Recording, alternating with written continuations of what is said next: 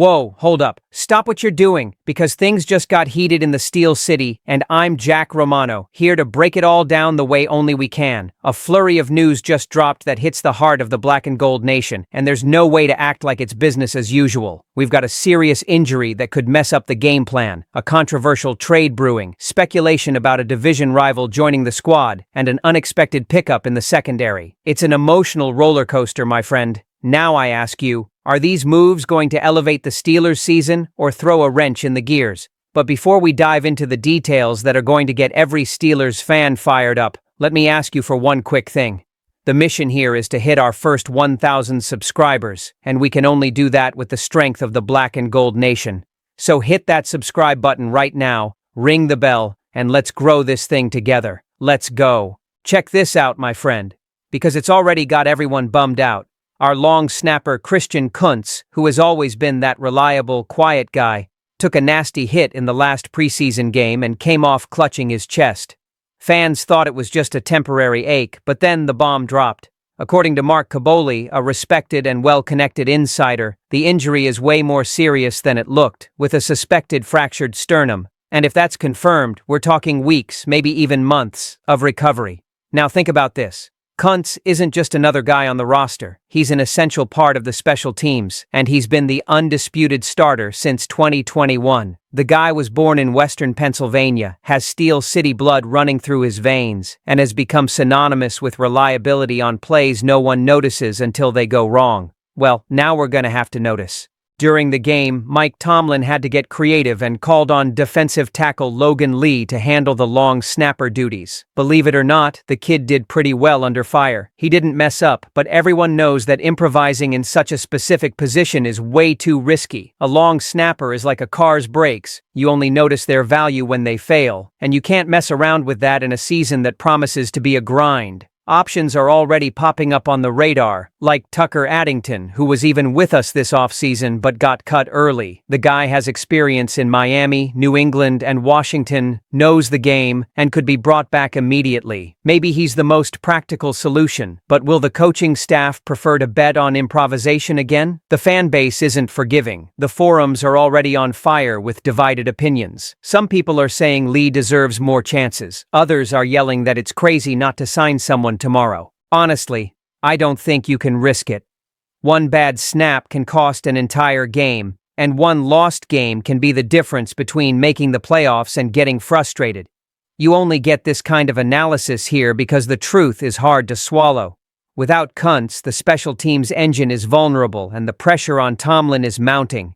Now hold on tight, because if the front office doesn't act fast, this could be just the first headache before the season even starts.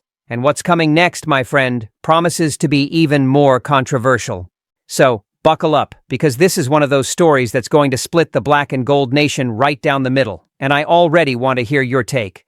The buzz that's gaining traction is a trade proposal that would sideline Mason Rudolph to make room for a new face, Tyson Bagent, the 25-year-old backup quarterback for the Chicago Bears. The rumor comes from Heavy on NFL, which suggested a 2026 fifth-round pick for the kid. And look, that sounds small in price, but huge in controversy. Let's break it down. Rudolph, at 30, has already shown he's not going to be the Steelers' franchise quarterback, but he's solidified himself as one of the league's best backups, always ready to step up when called upon. The fan base that once turned their noses up at him now respects and even likes him. The proof is in the applause after his recent solid preseason performances, completing 12 of 15 passes with 2 touchdowns and a rating over 114.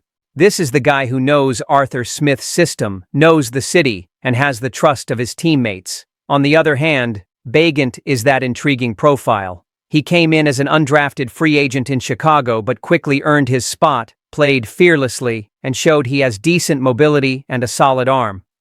The Bears fan base even started a mini-cult around him, just like Rudolph's fans here in Pittsburgh. The thing is, Bagent is younger, and that matters. On paper, he can still be molded, maybe yield more in the long run. The question is it worth risking the chemistry Rudolph already has for a future gamble? Because if the front office pulls the trigger, it could even affect rookie Will Howard, who's already dealing with a finger injury. It's a guaranteed mess. The exclusive analysis here is this: the trade seems cheap, but it's poking a hornet's nest. It takes stability away from a critical position and puts extra pressure on a team that already has veterans on the front line and needs immediate support. The diehard fan feels this in their bones. Is it worth trading security for the uncertainty of a prospect? And there's more. The fans don't forget. When Rudolph was questioned in the past, he held firm, and now he's a trusted piece. Is it fair to push the guy aside just now that he's found respect again? Man, the forums are on fire. Everyone's debating, and the mood is totally split. If you don't stick around until the end of this video, you'll miss the most explosive part, because the next speculation involves a new addition coming directly from our own division. And you know what happened that got people buzzing behind the scenes? Deontay Hardy's name started popping up strong on the Steelers' radar. The wide receiver who was with the Baltimore Ravens became a free agent in March, and now he's a hot topic of speculation. And look, when we're talking about grabbing someone who played on the other side of the division, the weight is even greater, because it's not just a reinforcement. It's also about weakening a direct rival. The guy had a short contract, just over $1 million guaranteed, a value considered low for the NFL, but the impact he could bring is immediate. Hardy is a return specialist. He has absurd speed and fits in as a slot option, a player who gives the offense flexibility. Offensive coordinator Arthur Smith is overhauling the entire passing game, and a guy like this could become a wild card in special packages. Plus, wide receivers coach Zach Azzanni loves working with versatile athletes who adapt quickly to the system. See where I'm going with this? This is the profile that fits what the team needs right now. And it's not just theory. Mike Tomlin's culture values consistency and execution, and Hardy has that. He's not a star, but he's that player who comes in to contribute, bringing depth and helping out on special teams, where we know we have problems after Kuntz's injury. In other words, the pieces are starting to connect. Financially, it also makes sense. The cap is tight with expensive signings and pressure to re-sign defensive leaders, but bringing in Hardy won't break the bank. It's a pragmatic, smart move that keeps room for future maneuvers. The fans have already started saying, this is the kind of reinforcement that doesn't make noise but wins games. And I agree, because in Pittsburgh we always value the working man, the guy who comes to fight. Exclusive here. If the front office pulls this trigger, it's not just for depth, it's to adjust the offense to the philosophy that's being drawn up. And let's be honest, a new addition coming from the Ravens always has a special flavor. But hold on, because the debate is just beginning. Some fans are complaining that investing in more receivers might take the focus away from other needs, like the offensive line, or even more depth in the secondary. That's where the front office will have to show vision, and hold on to this hook.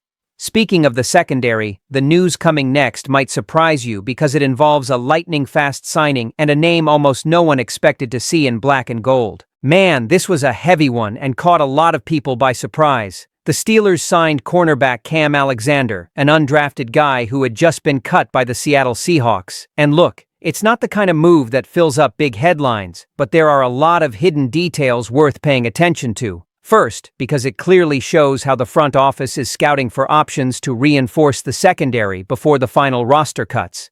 Alexander had a quick stint in Seattle, played very few snaps in the preseason, and to be honest, didn't make a good impression. He even gave up a touchdown. But hold on, that's not the only reason the guy is here. What matters is his history in the NCAA, going through Sam Houston State, UTSA, and even Oregon, always showing evolution and grit.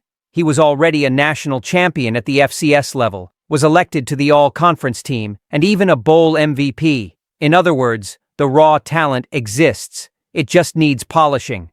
And there's more. He'll be reunited in Pittsburgh with his former Oregon teammate and current first-round rookie, Derek Harmon. That connection can help with a quick adaptation, something that always matters when time is short.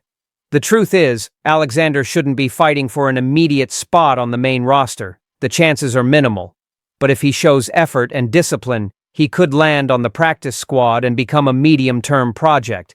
This fits the Steelers' style of developing players without blowing the budget. And let's be honest, the diehard fan knows this movie. How many times has an unknown player become a useful piece in the black and gold jersey? It's the famous Pittsburgh toughness, that spirit of pulling a diamond from coal. The exclusivity here is realizing that this move isn't about now. It's about the future. If the coaching staff likes what they see, they can polish the kid while veterans hold down the fort. Of course, there are already fans saying, why sign someone who just got released? But that's the magic of the NFL. The first impression doesn't always define a player's destiny. And there's also the psychological factor, right? It shows that no one is complacent, that the front office will be tweaking the roster until the last second. This sends a strong message to those who are already in. Either you perform or someone will be knocking on the door. And hold on to this feeling, because now that we've gone through a serious injury, a trade rumor, speculation about a new addition from a rival, and a surprise signing, it's time to tie it all together and think about what this means for the immediate future of the season. So my friend, take a deep breath because that was a lot today. In just a few days, we saw the special teams engine shaken, the quarterback debate get fiery, speculation about a new addition coming directly from a rival, and even an unexpected signing for the secondary. This shows that the season promises to be one where nothing will be handed to us on a silver platter. Every detail will count. Now I ask you, do you believe these moves make us stronger or more vulnerable? Leave your opinion in the comments below, and don't forget, this is the home of the real Black and Gold Nation. Come with me.